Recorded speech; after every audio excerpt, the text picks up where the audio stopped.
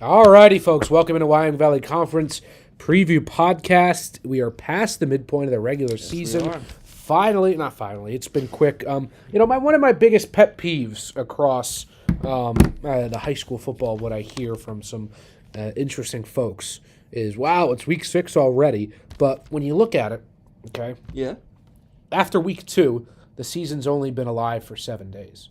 So it has not been 2 weeks.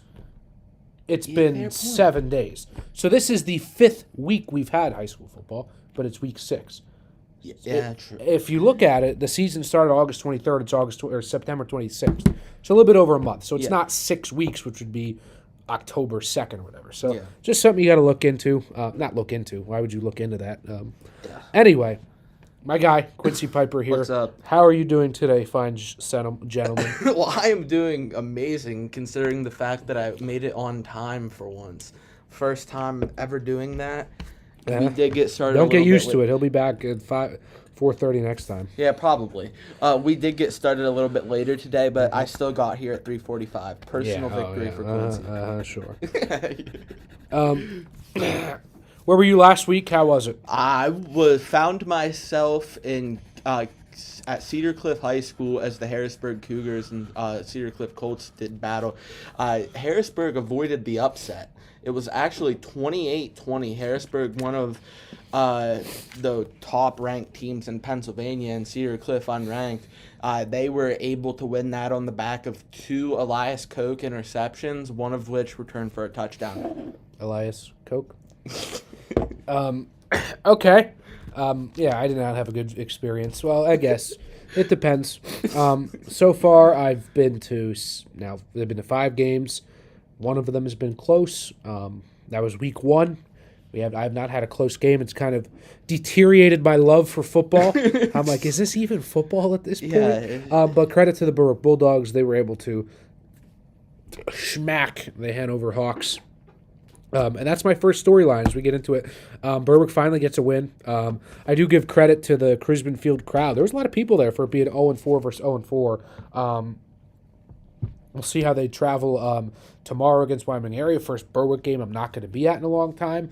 I decided to cut my loyalty ties as much with Berwick. I'll still try to get to every home game. We'll have to see. But where are you headed tonight? Loyal Sock and Lewisburg. Well, that'll be a ball game. They're all ball games, but a good ball game. Oh, smart aleck. Up at the Bucknell's College Stadium. It's a nice little stadium. Oh, that's awesome. Out overlooking the historic Lewisburg, or not historic. I don't know.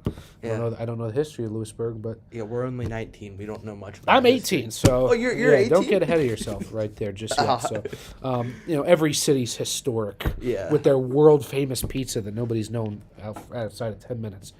Anyway, has nothing to do with Berwick. Berwick finally wins a game. They didn't throw the ball really at all in this game. They didn't have to.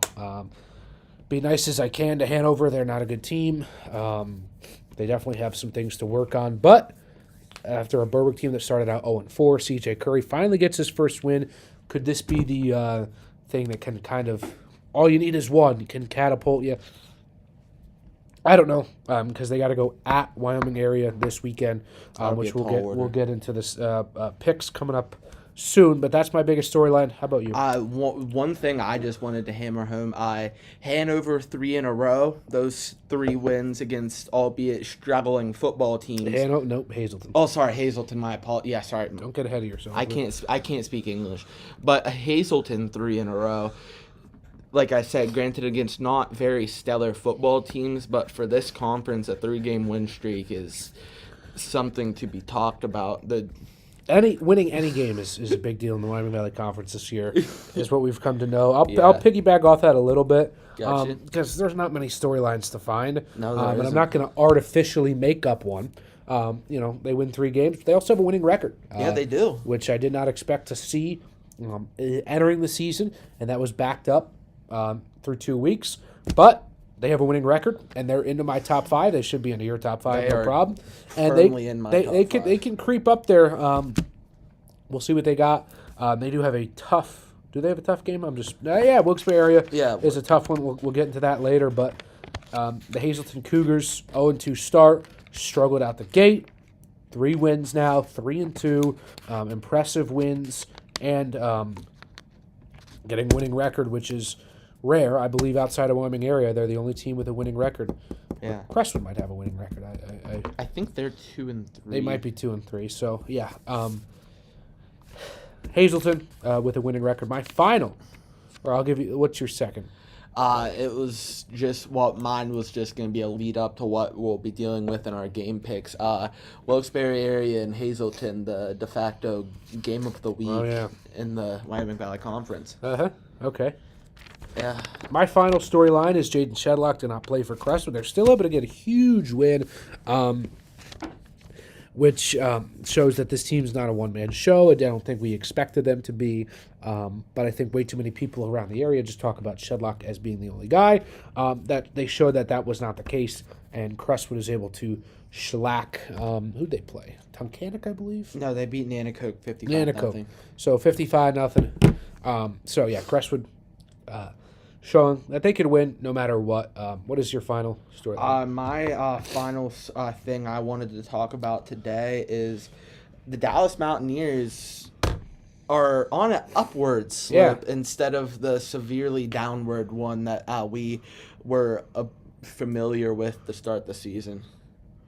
Okay, yeah. And we looked at the schedule last week. Yes, we did. And we kind of said that we'd be pretty shocked if they don't go 7-3 to finish out the season. Yeah. Because if you look at the Dallas schedule, we just lost our background. I'll pull it up. The illusion is gone. We don't actually have a paper that says podcast every. If you look at the Dallas schedule, really nothing that they shouldn't be at least a 2-touchdown favorite. No, if there was betting lines in high school football, which there's not because you don't want 10-year-olds betting. No, that would be maybe you do. Maybe you do, but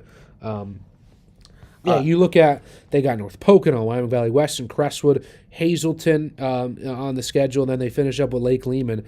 Like the closest game on here is going to be Hazleton. Yeah. Which I don't think that should be a problem with at all. It shouldn't but be. You say Dallas, they got a 2 good wins, but they're not. They haven't impressed me yet. 8-point win over Wilkes-Barre is solid enough, but then a 8-point win over Pittston as well. This team was the state champ runner-up, and I don't think saying they can winning it by 8, especially against teams that they are better than, is going to put me in a spot where I think. And I'm confident right now about Dallas. So I still got to see a little bit more. And definitely. I don't think we're going to see anything more just because of the teams they play. Yeah. But getting in at 7-3, having the early season adversity, we'll see how that comes through for them. Those were our storylines. So let's get into our top 5 teams. And I think the top 5 got a little bit better this week. We're not having bad teams in here anymore.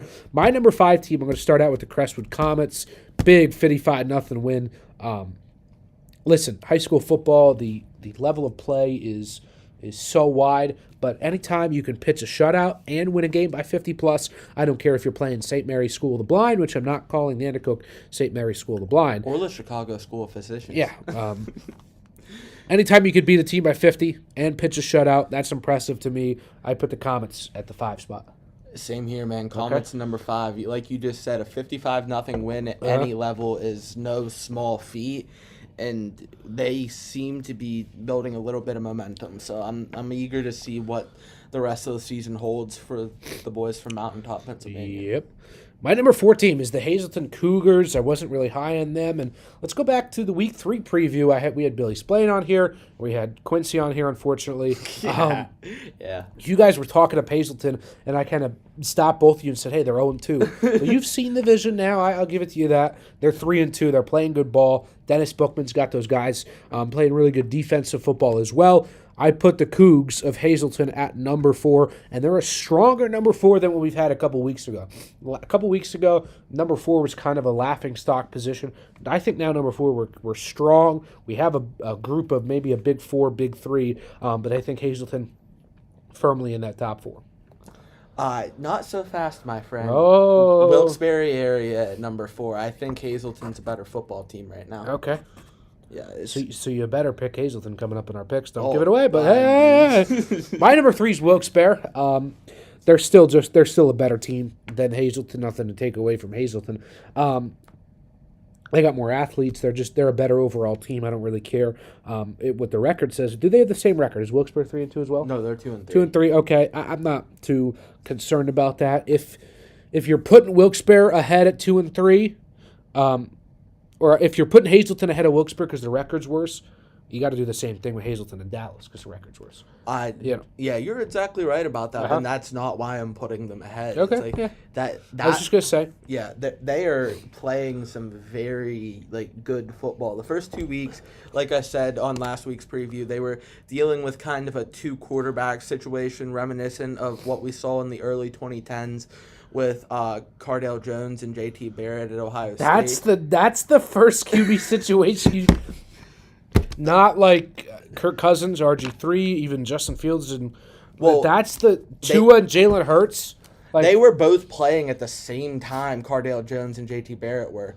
It's like when they needed to run the ball, they brought J.T. Barrett in. That's a wild thing to come and say. That's the first QB. Okay, interesting. The thoughts in my head are a complex place. Here's the thing I'm going to slow down with you on the Hazleton Cougars. Yeah? Is West Scranton a good team? No. Okay, but is Berwick a good team? Is Wyoming Valley West a good team? Definitely not, but those are the 3 wins for the Hazleton. All those teams by at least 2 or 3 touchdowns. Okay. Wyoming Valley West hasn't won a game. Berwick's won 1, and I'm not sure about West Scranton's record. I'm not really reading too much into it. Do you think it's inflated? I have Hazleton at number 4, but in terms of the records combined over the teams they've beaten so far this year are 1-14. So I can't say I've seen anything about the Hazleton Cougars, and that's a very fair point to make. I respect your take. Let's go back to week 3. We're coming into week 3. Yeah. Would you expect them to beat West Scranton? I would have. Yeah, they're 0-5. I would, yeah. I would expect them to be Berwick and Valley West. So what they're doing is not surprising. They're doing what they're supposed to. And I have Hazleton at 4. It's not like I don't have them in my list, but I don't think they're better than the Wilkes-Barre area Wolfpack, who my number 3. Your number 3 is? The Hazleton Cougars. Okay. Yeah, it's. Okay. I don't know. Mason does make a good point that these wins... As always. Just kidding. Oh, you're These wins are definitely... They've done their job against lesser ball clubs, but... Ball clubs. It's 1927. Yeah, you're right. Hopefully we can win the pennant. Yeah, the Sox are chasing the pennant, folks. But anyways, yeah. Sorry, then back to my train of thought. Hazleton, 3 wins against teams they should have beat, but I like the way they're playing football right now. Okay. Top 2 has been the top 2 for a long time. It's going to be the top 2 until we hit into... it's going to be the top 2 as long as we have top 2 lists, because these are the top 2 teams, and at number 2 in the top 2 is the Dallas Mountaineers, 2-3. A lot of 2s popping up here. Yeah. Dallas at number 2. They haven't looked all too impressive. I could see Dallas falling back as far as 4 here. Just the schedule is very favorable for them. They got North Pocono this week at home. They're going to get back to 3-3. It's going to be weird because I don't think we're going to get a proper read on Dallas until November, which is wild to say. You play 10 games. You play 480 minutes of football, if my math is correct. Yep. You play 40 quarters, and you're not really getting a full read on Dallas yet.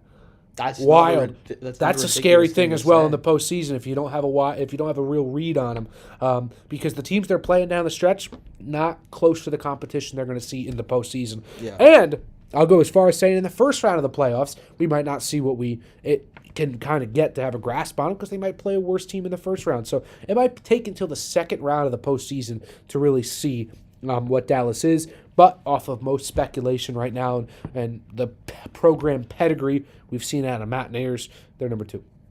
Dallas. Mm-hmm. Yeah, there's what's understood need not be said. It's the Dallas Mountaineers. Mountaineers. At number 1 is the Wyoming Area Warriors. They've been on my number 1 every single week. There has not been a week in the year that we've had this podcast where they have not been the number 1 team in the area, the Wyoming area. They have a great rushing attack. We'll see what they can do on Berwick. I think they're going to put a number on them. So Wyoming area is my number 1, and I think they're a good gap ahead of number 1. And every time Wyoming area wins games, that loss, or every time Western Wayne wins games, that loss for Wyoming area is aging better. That it's a better loss than what we've seen, say, Dallas losing to Abington Heights. It's a much better loss because Western Wayne, that's a ball team. That's a ball club. That is a ball club. That's a team that gets after it. So a lot of team speed. I got Wyoming area. Guys. Yeah. Mm-hmm. But anyway, Wyoming area. Why are we? It's not a question. It is not really at all. All right, let's get into our game picks. We got a lot. We have what? 1, 2, 3, 4, 5, 6, and 7 games here. These podcasts are going to get smaller in time because in week 1 we had 13 games because everybody didn't have a conference game. Now everybody basically plays in the conference, which closes up the game. So let's start out with our game of the week. Wyoming area, or not Wyoming area, Wilkes-Barre area. At Hazelton. Hard, Mason? Words are hard to do. You know what's not hard? Picking the Wilkes-Barre area Wolfpack over to Hazelton Cougars. I think I would take Wolves over Cougars all day because I'd probably take a Cougar. That's not even close. Wilkes-Barre's a better team. If you have Hazelton over them right now, you got to pick them here. Well, I intend to. But I think Wilkes-Barre, better team. They're going to get the win. They get to 3-3, and we'll see if they can make some noise down the stretch. I like their athletes a little bit better. Trayvon Jembetsky, Jay Cow over the Hazelton Cougars because Hazelton has not seen a team of this caliber going all the way back to week 2 in August. We're getting close to October. Yes, they have not seen a team close to Wilkes-Barre. They have played, like I said, the last 3 weeks, teams that they've beaten. Overall record, 1-14. They're going to be a rude awakening. It's going to be close, 21-14 pack. Hazelton. But let me explain why. You're right, they haven't seen a team that's like quite there yet. But since week 2, correction. But anyways, what was I saying? Yes, English. I think they're going to prove that they are for real, and they're going to win a ball game this week. Hazelton moves to 4-2. Okay, so if they win that game, could they challenge Dallas, you think, for that number 2 spot? I think it's a question that needs to be asked. I don't know, but I definitely think it's a question that needs to be asked. How they win, right? Yeah, it's how they win. If they can put a number on the pack, I'd move them up to 2, but they're going to lose. It doesn't matter. So, I'd say 2 or 3 touchdowns. We can talk about them competing with the Mountaineers, but as of right now, it's just, It's unfortunate for Hazelton because it doesn't matter really how great of a team they are. You play in the 6A, they really lose every time in the first round of the playoffs. They had a really good team a couple of years ago. They were 8-2, and then they lost by, I think, 30 or 40 in the first round. It's unfair, but they do have a lot of students at Hazelton Area School District. That's the draw, I guess. Yeah, I guess so. Crestwood at Pittston. I think this would be a good game, close game as well. Listen, it's tough. Just overall sense in high school football. Nobody really knows who's good and who's not. In terms of if you want to study the NFL, you want to be an NFL analyst, you can go back and you can watch every game. Okay, yeah, you can. Yes. I see a lot of too many people saying, I saw team X, Y, and Z play once. I know how good they are. That makes no sense. No, it doesn't. Seeing them play once doesn't really matter. Yeah. You need to see a whole body of work. I haven't seen Crestwood or Pittston play once this year. I haven't seen a play from them just because it's not highly accessible like the NFL or anything else like that. I'm not going to get into that tangent, but you don't really know, okay? Yeah. So that causes you're just kind of going off of public perception and score watching, which could always be dangerous. Score watching is a very dangerous game to play. So I think Crestwood's going to win the game. Pittston at home. I've said it multiple times on this show. I don't think any quarterback is getting intimidated by the ruckus high school football crowd in Wyoming Valley Conference. They're not going to the silent count because Jeff, 77-year-old male in row 7, is making noise. That's oddly specific. Do you know a 77-year-old Jeff in row 7? No, he'll probably be there, though. Probably, yeah. But I think Crestwood wins the game. Close as well, 28-21. I don't know why we're making these games close because they haven't been in the Wyoming Valley Conference, but I do think this one will be close. Give me the Comets by a whole bunch. Whoa, a lot. You're underestimating Pittston. That's not a bad team. They aren't a bad team, but every time we've picked a game close, we normally pick the correct winner, but it's almost always by more than 2 scores. What I got to tell you to that is trends don't have memories. Fair enough. Okay, so just because, let's I don't want to get off too much an analogy. You flip a coin and 10 straight times it's been heads. Yeah. Doesn't mean the 11th time is going to be heads. It's still a 50-50 chance. Okay? Fair point. So you can't just say, well, since it's happened in the past, it's going to happen again. With that being said, though, Crestwood by 2 or 3 scores. Okay. Tunkhannock and Hanover. Another tough read on who's better in this matchup. I've seen Hanover play once, but like I just said, you see a team play once, you don't get a good read on anybody. That's like, imagine you've never watched the NFL and you go watch a team after 1 week and you're like, man, that team's good. Yeah. You don't know that. Maybe they had a good week. So I do think Tunkhannock's going to win 28-7. I saw Hanover this last week, wasn't too impressed. But again, just one game. But also at times, one game you can kind of see this has been happening for a long time. Yeah. So I'll take Tunkhannock over Hanover 28-7. That's a fun word to say, Tunkhannock. Yeah. With that being said, 28-14. All right. North Pocono and Dallas. Dallas at 2-3 now. They got a little bit of momentum going. I think it's going to continue big here. Again, I don't know too much about North Pocono and what they've been able to accomplish this season, but they're going to lose. 42-7, Mountaineers. To quote the other guy with blonde hair and a beard who does this show on YouTube called The Pat McAfee Show, hammer down, Dallas by a lot. Okay. Did you even realize you were picking the Mountaineers and he's a West Virginia Mountaineer alum? That's why I made that joke. Okay. I didn't know you knew ball like that. I know ball like that, son. West Virginia, they're bouncing back well enough, but yeah, Garrett Green's a pretty okay quarterback, but that's not back in my day with Geno Smith and Tavon Austin. I forgot Tyrod Taylor existed. No, wait, he played at Virginia Tech, didn't he? No, I said Geno Smith and Tyrod. I meant Tavon Austin. Oh, I got you. Yeah. Lake Lehman and Nanacoke, your Black Knights. Yes. Yes, they are. 21-7. Black Knights of Lake Lehman are going to beat down on Nanticoke. Yeah, I rolled with him in week 1, so I'm gonna roll with him again here in week 6. Lake Lehman by 2 or 3 scores. Okay.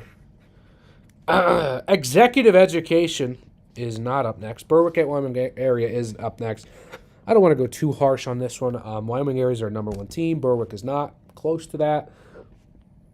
They got to win. What I've seen the trend, I don't know if it's going to be the same with CJ Curry. Berwick wins a game, they get their hypes up, they get their hopes up, and then they eventually fall the next week. It's going to happen. I'd be pretty shocked if Wyoming area wins. That's why I'm not really... You mean if Berwick wins? I'd be shocked if Berwick wins. I'm going to go 56-7. I don't think Berwick can defend the run. Wyoming area is going to score a bunch, and this will be a pretty sizable blowout in my opinion. I could, of course, be wrong. But yeah, Berwick goes from a blowout win to a blowout loss in the span of 7 days. I will put it this way so it'll be a little bit diplomatic about it. Wyoming area will have a mercy rule by halftime. The second half will tell us how bad it gets. Okay. Yeah, the Wyoming area. They're the number 1 team in the Wyoming Valley Conference for a reason. They should win rather handedly. Like you said with Dallas a few weeks ago, it's like it's not a if you win, it's a how you win. Mm-hmm. Okay, good points there. Executive education at Wyoming Valley West. Executive education is what I'm hearing is a good football team. Oh, that's what I've heard too. I think and what I've heard and what I've seen and what I know is Wyoming Valley West is not a good team. So using my big brain, good team versus bad team, I'm going to pick the good team by a lot, 49-0. Executive education. Executive education, Wyoming Valley West. Yeah. The fulcrum is kind of floating towards executive education. What's the fulcrum? The lever, I guess you could say. You got some distinguished words. I mixed up science words. Okay, from a young, astounded gentleman. Yes, I am. Not many games to pick, so that's going to do it for this episode of Willamette Valley Conference Preview. We'll be back for Week 7, believe it or not. It's going to be October. It's almost spooky season. Oh, boy. Maybe we'll have some Halloween themes. What's getting scary for some of these teams? Maybe not. We'll have to see. We will see you folks next week.